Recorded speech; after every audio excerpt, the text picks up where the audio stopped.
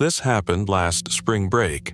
There were 4 of us: me, my best friend Jason, his girlfriend Tasha, and her cousin Mia. We didn't want the usual crowded beach scene. We were broke, tired of people, and wanted something quiet, something real. Jason found the place. It was a cabin in the woods, about 2 hours from the nearest town. The pictures looked amazing. Log walls, stone fireplace, a lake nearby, totally private. No neighbors, no parties, just us. The price was crazy low, like suspiciously low. But Jason said the host told him it was just an off-season discount. The listing had 5 stars and a bunch of reviews, so we didn't question it. That was our first mistake. We drove out on a Wednesday morning. The roads got smaller and rougher the closer we got. By the time we reached the cabin, the trees were so thick they blocked out the sky.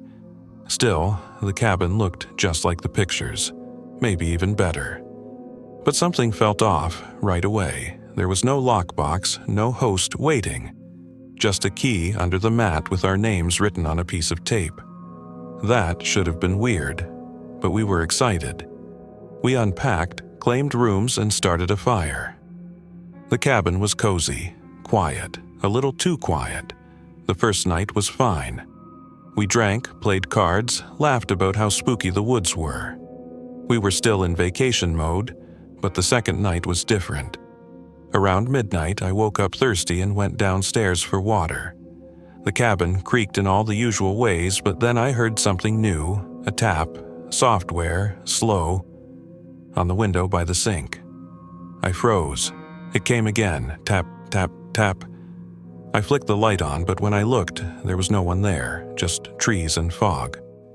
I told myself it was a branch, just a branch. But when I opened the front door the next morning, there was something on the porch, a Polaroid. It was a picture of our rental car, taken from the woods. Weird, right? Jason thought maybe one of us took it as a prank. He checked our phones. Nothing. Mia was the only one who even brought a camera, and it was digital. We tried to laugh it off, but we were all a little on edge that night. I made sure the doors were locked. I even propped a chair under the front doorknob. I didn't sleep well, kept hearing things outside, leaves rustling, footsteps. Then, just before sunrise, Tasha started screaming. We ran to her room. She was pointing at the window, shaking. Outside, stuck to the glass with tape, was another Polaroid. This one was a picture of us. Inside the cabin, me pouring drinks, Mia on the couch, Tasha and Jason laughing. It had been taken from the woods, through the window. We searched the whole property that morning, walked the tree line, looked for tire tracks, found nothing. Jason wanted to leave, but we had no cell signal, and the landline inside was dead. It hadn't even occurred to us to check it earlier. We were stuck, at least for one more night. That evening, we made a fire in the living room and stayed together. No one wanted to sleep alone. Around 11 p.m., the power cut out. Total darkness. Jason grabbed a flashlight and went to check the fuse box out back. He was gone for less than 2 minutes. When he came back, he was pale. "The fuse box is empty," he said. "Empty how?" I asked. "Gone, ripped out." That's when we knew someone was messing with us. Tasha and Mia wanted to run into the woods and try to find the road. I said no. That was worse. If someone was trying to scare us, they could do a lot more damage out there in the dark. So we locked the doors, pushed the couch in front of the entrance, took turns staying awake. I must have dozed off because I woke up to Jason shaking me. "They left something," he whispered. He pointed to the fireplace. Another Polaroid. This one was from inside the cabin. It was us, sleeping. Someone had been inside while we were there. We lost it. Tasha was crying. Mia was hyperventilating. I started yelling, but Jason just grabbed the axe from the firewood pile and stood by the door. We sat like that until daylight. When the sun came up, we packed in silence. No one spoke. When we finally got close enough to town for cell signal, Jason called the police. They sent someone out to check. We gave the sheriff the photos. He said the place wasn't even listed anymore. "What do you mean?" I asked. "We booked it last week." He checked again. The host's account was gone. The listing was gone. The reviews? All fake. We'd been lured there, and whoever did it, they didn't even take anything. They just watched and waited. This happened during spring break last year. Me and my two best friends, Samantha and Riley, decided to do a road trip instead of flying anywhere. No real plan, just the three of us, a car full of snacks and a bunch of random stops across the Southwest. It was fun at first. Long drives, random diners, blasting music through the desert, until the third night. We were in Arizona, hours from any major city, when we realized we had pushed our luck too far. The sun was already gone, and we were in the middle of nowhere with gas running low. Riley pulled up some maps, but cell service was spotty. Finally, we found a place, a motel called the Crescent Pines. $20 a night, just off the highway. It looked sketchy in the photo. Real sketchy. But it was our only option unless we wanted to sleep in the car. We got there just after 10 p.m.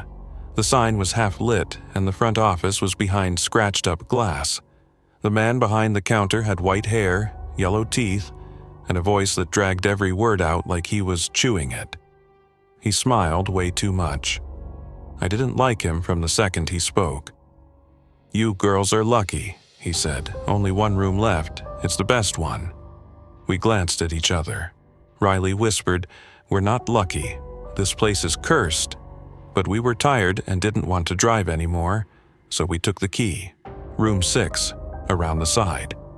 When we opened the door, the first thing I noticed was the smell. Old wood and something like wet carpet, but it looked clean enough. One queen bed, a little couch, a bathroom with a flickering light. It wasn't great, but it would do. We locked the door, double-checked the windows, and settled in.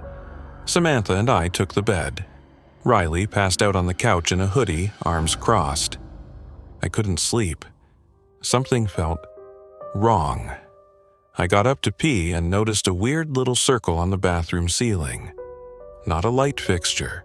Just this small round cutout like someone had drilled a hole and then patched it up halfway.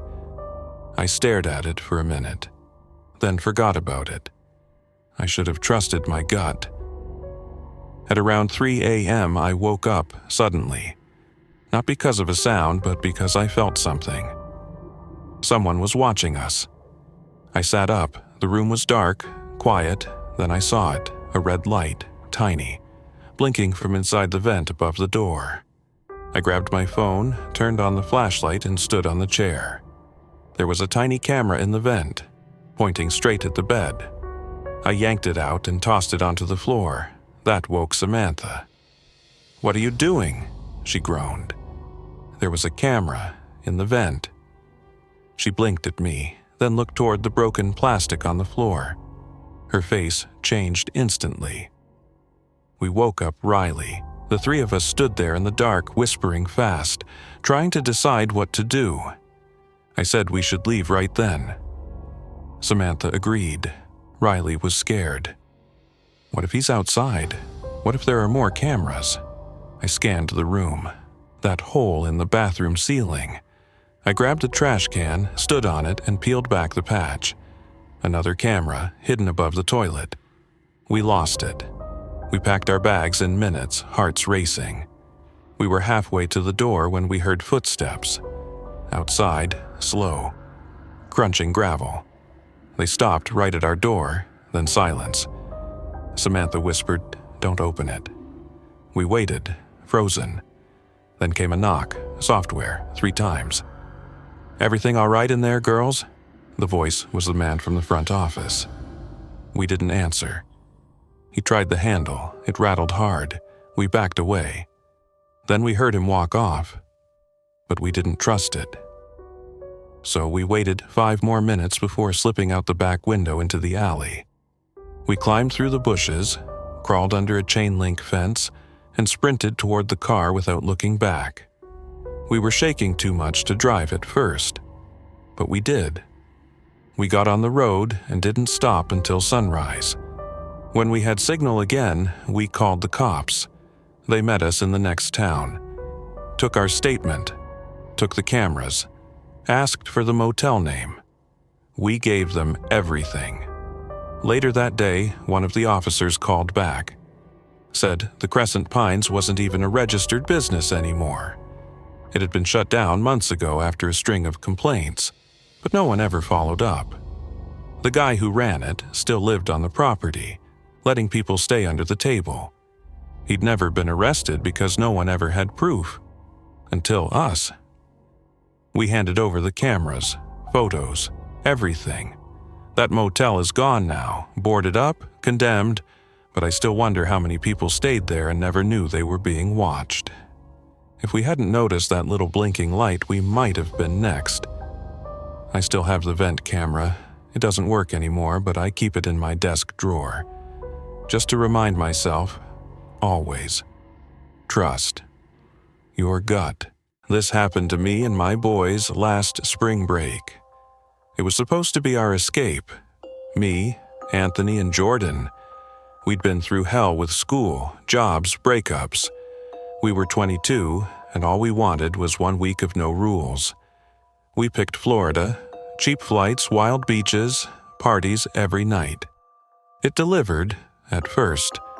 On the third night we hit the beach party everyone on campus had been hyping. Music was loud, people were dancing, lights flashing across the sand. Somewhere, between our second drink and third game of beach volleyball, this guy walked up to us. White, buttoned down, barefoot, glowing tan, Hollywood smile. He introduced himself as Sebastian. Said he was renting a yacht for a few nights, inviting a select crew for something off the radar. No phones, no drama, just real freedom. He looked maybe 30, too old to be there, honestly, but he had this way of talking that made you want to nod along. "You boys look like you need a reset," he said. "Come with me tomorrow. I'll show you what spring break really feels like." Anthony was down immediately. Jordan was skeptical. I just stood there watching this guy like I was trying to spot what was off. But the truth? We were flattered. We weren't the cool kids growing up. So when a guy like him picks us, it messes with your brain a little. We agreed. The next afternoon, we followed the directions he texted us. No pin drop, just Dock 3, Slip 9, don't be late. The boat was ridiculous. All white. 2 levels. Music already playing. No name on the back, no crew. Sebastian met us at the dock. Said we'd have to check our phones in a basket near the stairs. "Boat rule," he said, smiling. "Total disconnect." Anthony handed his over without a second thought. Jordan hesitated, then shrugged. I felt weird about it, but gave mine up too. He took us aboard, showed us around. There were 3 other guys already there, college-aged, quiet, seemed a little off.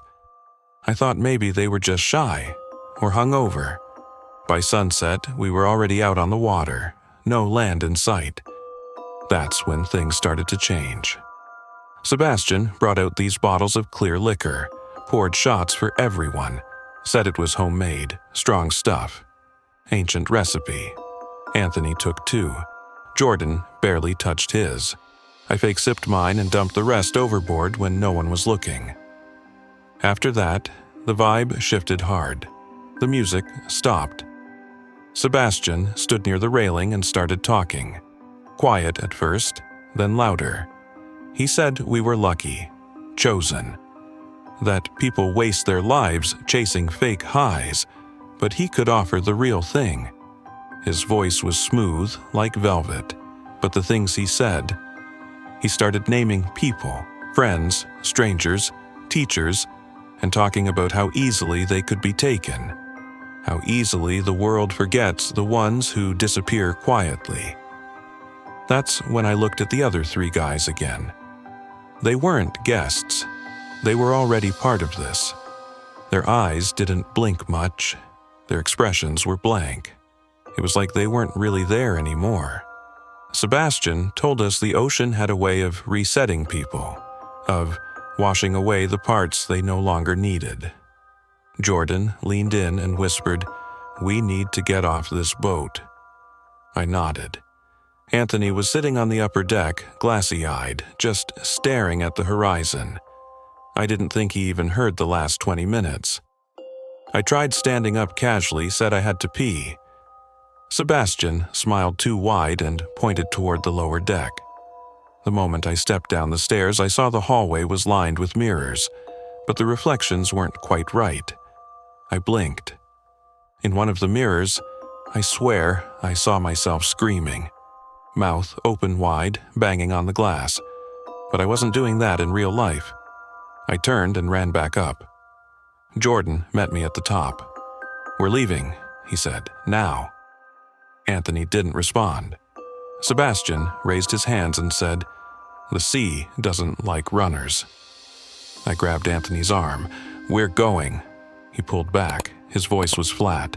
"I think I want to stay." That's when I saw it. A mark on his neck, almost like a bruise, but shaped like a handprint. I didn't wait. Jordan and I bolted toward the side railing. Sebastian shouted something behind us, but I didn't catch it. We didn't even hesitate. We dove. The water hit like ice, pitch black, salt in my eyes, no land, no lights, just panic. We swam until our arms went numb. We didn't stop. Hours later, we washed up on some stretch of beach. A stranger helped us call the police. They launched a search, but there was no record of a Sebastian. No boat named or docked at Slip 9. No other missing persons report.